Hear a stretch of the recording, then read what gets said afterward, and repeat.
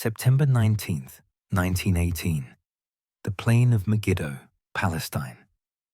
General Edmund Allenby stood on a hill, watching his plan unfold with the precision of a Swiss watch. In exactly 48 hours, he would destroy 3 Ottoman armies, capture 75,000 prisoners, and collapse an empire that had ruled the Middle East for 4 centuries. Military historians would later call it the most perfectly executed offensive in military history. A battle so complete, so devastating, that the Ottoman Empire ceased to exist as a fighting force before most of its soldiers even realized they were under attack. This is the story of Megiddo, the battle where cavalry charged in 1918 against an enemy armed with machine guns and won, where British tactical genius, Australian courage, and Arab irregular warfare combined to achieve what seemed impossible: the total destruction of an enemy army in the age of trench warfare. Welcome to Britain's history. Today we're diving into Allenby's masterpiece, a battle that proved offensive warfare wasn't dead, that maneuver could still defeat firepower, and that one perfectly planned operation could end an empire. But before we get to those cavalry charges across the plain of Megiddo, before we watch 3 Ottoman armies disintegrate in confusion and panic, we need to understand how Britain ended up fighting in Palestine. Because without knowing why this dusty corner of the Ottoman Empire mattered so much, you can't appreciate the brilliance of what Allenby achieved. And if you're enjoying this deep dive into history, make sure you're subscribed. We've got dozens more battles lined up, each one as dramatic as Megiddo. Don't miss them. Let's go back to 1914, when the Ottoman Empire made the fateful decision to join the Central Powers alongside Germany and Austria-Hungary. The Ottomans controlled vast territories: Palestine, Syria, Mesopotamia, Arabia, everything from the Mediterranean to the Persian Gulf. And they threatened Britain's lifeline to India, the Suez Canal. Britain couldn't allow Ottoman forces to threaten Egypt or the canal. Control of Suez meant control of the route to India, Australia, and Britain's Eastern Empire. If the canal fell, Britain's global position collapsed. So British forces deployed to Egypt, initially just to defend the canal. But defense turned to offense, and by 1917, Britain was pushing into Palestine itself. The man who transformed the Palestine campaign from defensive stalemate to offensive masterpiece was Edmund Allenby. At 56 years old, Allenby was massive, 6 feet 2 inches tall, barrel-chested, with a voice that could be heard across a parade ground and a temper that terrified subordinates. His troops called him the Bull for his size, his aggression, and his absolute refusal to accept failure or excuses. Allenby had commanded cavalry on the Western Front, then corps and armies in France. He'd seen the slaughter of trench warfare, the futile attacks against machine guns and barbed wire, the grinding attrition that consumed armies without achieving decisive results. When offered command in Palestine in June 1917, he jumped at it. Here, away from the trenches, there was space to maneuver, room for the kind of offensive warfare Allenby believed in. Think about this for a moment. You're a British general who's watched hundreds of thousands die in France attacking trenches. You're offered command in Palestine, where the front is fluid, where cavalry might actually be useful, where maneuver warfare is possible. Would you take it, or would you see it as a backwater, less important than the Western Front.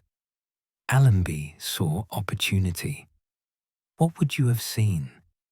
Drop your thoughts in the comments.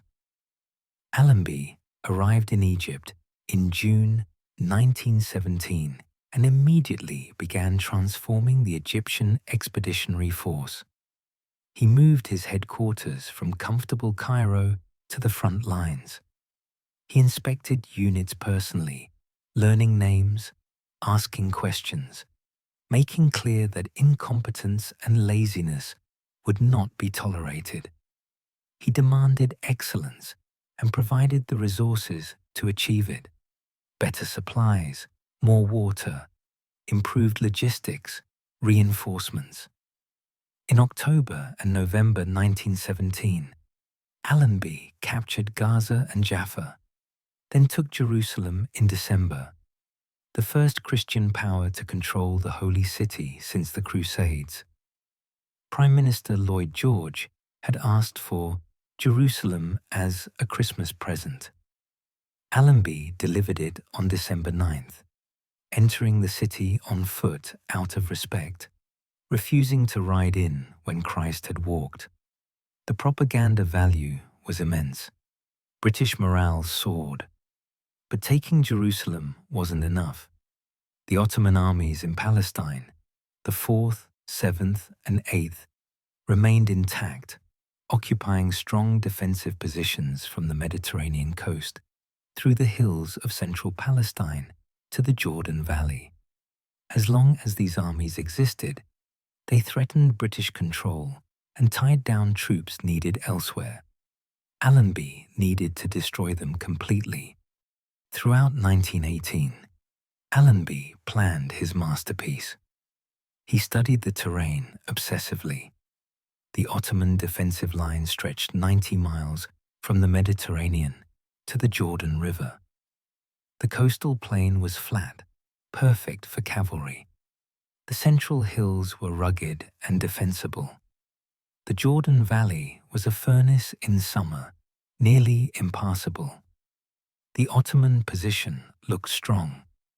Lyman von Sanders, the German general commanding Ottoman forces, had 35,000 infantry and 4,000 cavalry in 3 armies.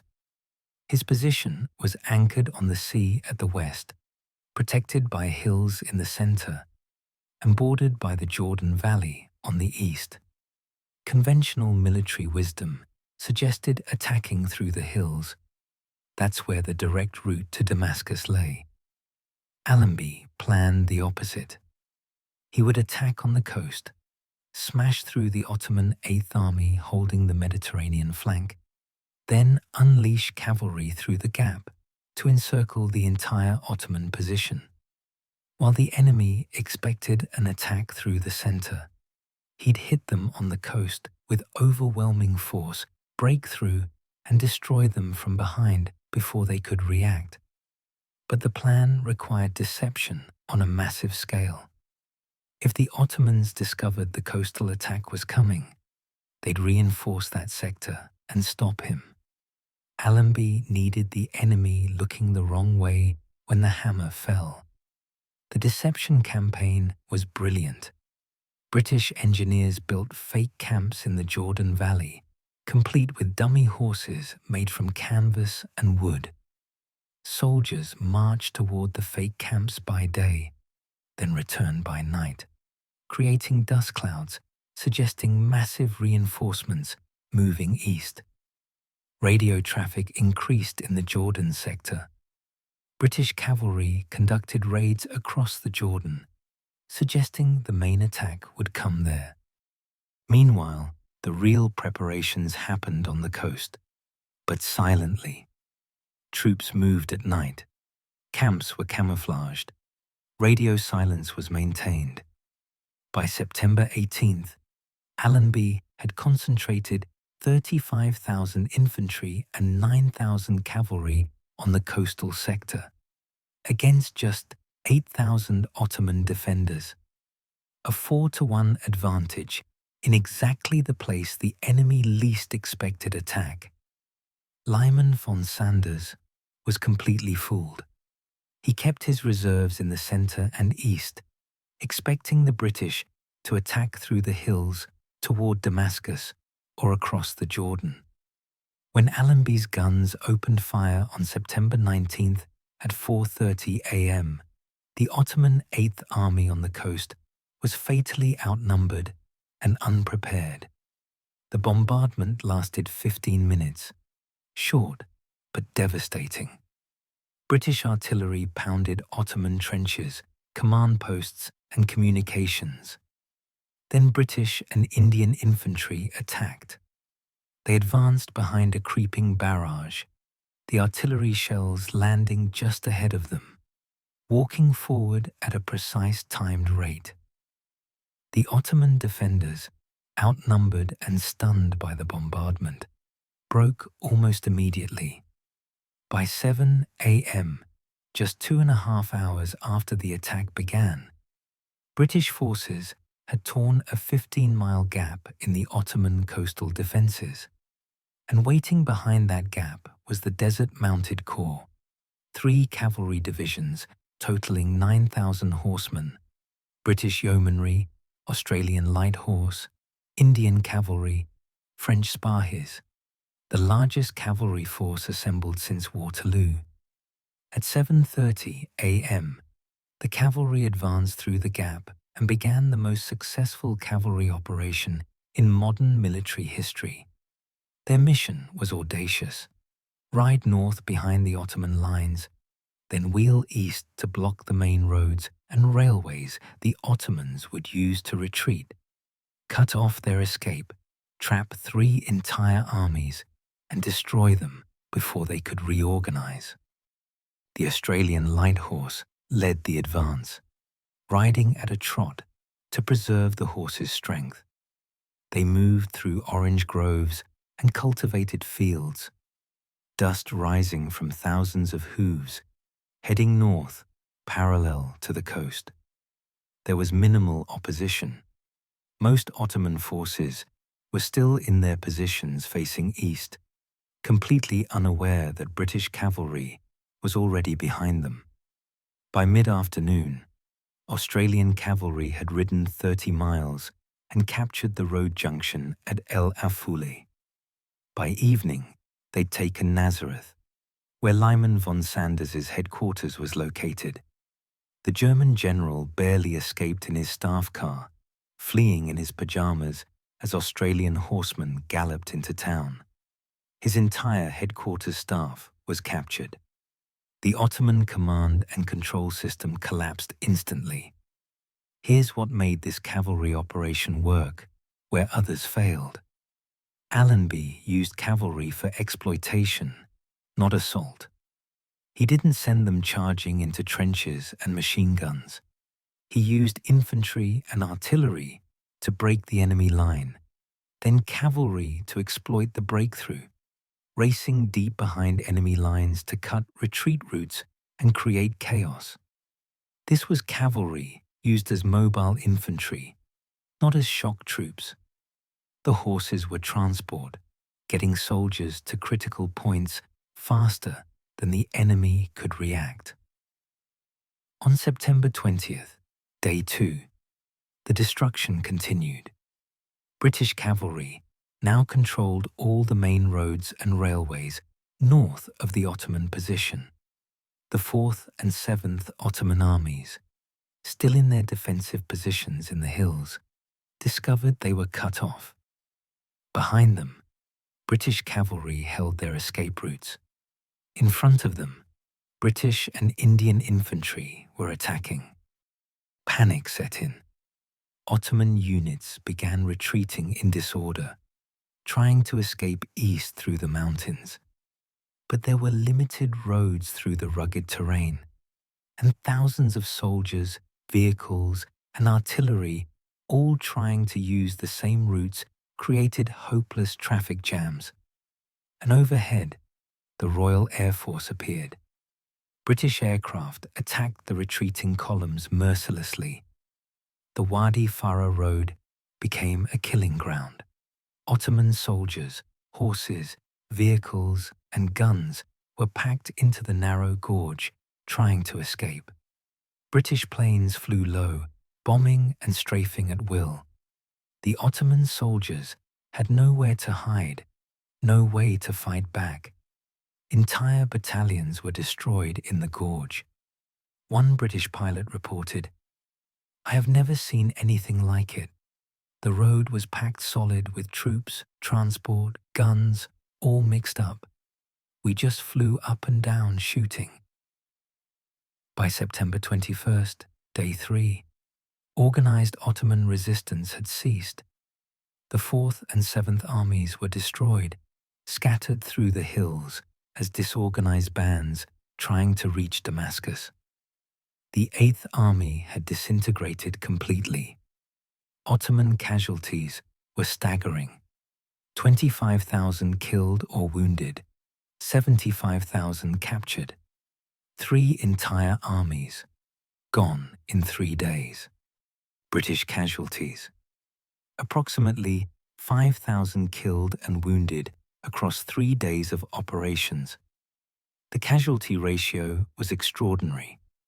Perhaps 15 Ottoman soldiers killed, wounded, or captured for every British casualty. This wasn't a battle. It was the systematic destruction of an enemy force through superior planning, deception, and execution. What made Megiddo so devastating? Allenby combined every element of warfare perfectly. Deception convinced the enemy to deploy wrongly. Artillery and infantry broke the defensive line. Cavalry exploited the breakthrough with unprecedented speed. Aircraft interdicted retreating forces. And Arab irregular forces, led by T.E. Lawrence of Arabia, cut the railway lines east of the Jordan, preventing any Ottoman forces from escaping that direction. The pursuit continued for weeks. British cavalry and Arab irregulars chased the remnants of the Ottoman armies north through Syria. Damascus fell on October 1st. Aleppo fell on October 26th. By the time the armistice was signed on October 30th, 1918, British forces had advanced 350 miles in 6 weeks, captured 75,000 prisoners, and completely destroyed Ottoman military power in the Middle East. The Ottoman Empire, which had ruled from Constantinople for 4 centuries, never recovered. The Turkish government signed the Armistice of Mudros on October 30th, effectively ending the Ottoman Empire's participation in World War I. Within 5 years, the empire would be formally dissolved, replaced by the Republic of Turkey and British and French mandates across the former Ottoman territories. From a British perspective, Megiddo was vindication of offensive spirit and brilliant generalship. After 4 years of grinding attrition on the Western Front, here was proof that maneuver warfare still worked, that clever planning and bold execution could achieve decisive victory. Allenby became a national hero, later serving as High Commissioner for Egypt. His reputation as one of Britain's finest generals was secure. The Australian Light Horse particularly distinguished itself. The cavalry charges, the rapid advances, the capture of crucial road junctions, all executed with professional skill and courage. For Australians, Megiddo joined Gallipoli and Beersheba in the national military mythology, proof that Australian soldiers were equal to any in the world. The Arab contribution shouldn't be overlooked. T.E. Lawrence and his Arab forces, Bedouin irregulars fighting for Arab independence from Ottoman rule, cut the railway lines, raided Ottoman supply columns, and prevented any organized retreat east. Their contribution was vital to Allenby's success. though often underplayed in British accounts. From an Ottoman perspective, Megiddo was catastrophe born of German overconfidence and poor deployment. Lyman von Sanders had been completely deceived by British deception operations. He'd positioned his forces to defend against attacks that never came, while leaving his vulnerable coastal flank critically weakened. Once the breakthrough occurred, the rigidity of Ottoman command structure prevented flexible response. Units in the hills couldn't react fast enough to the coastal collapse, and by the time they tried to retreat, their routes were already cut. Military historians study Megiddo as the textbook example of the indirect approach, attacking where the enemy is weak rather than strong, using deception to create that weakness, then exploiting ruthlessly. Basil Liddell Hart, the influential military theorist, held Megiddo as proof that his theories of indirect warfare were correct. Attack the enemy's mind through deception, then destroy his body through maneuver. The battle also demonstrated combined arms warfare at its finest.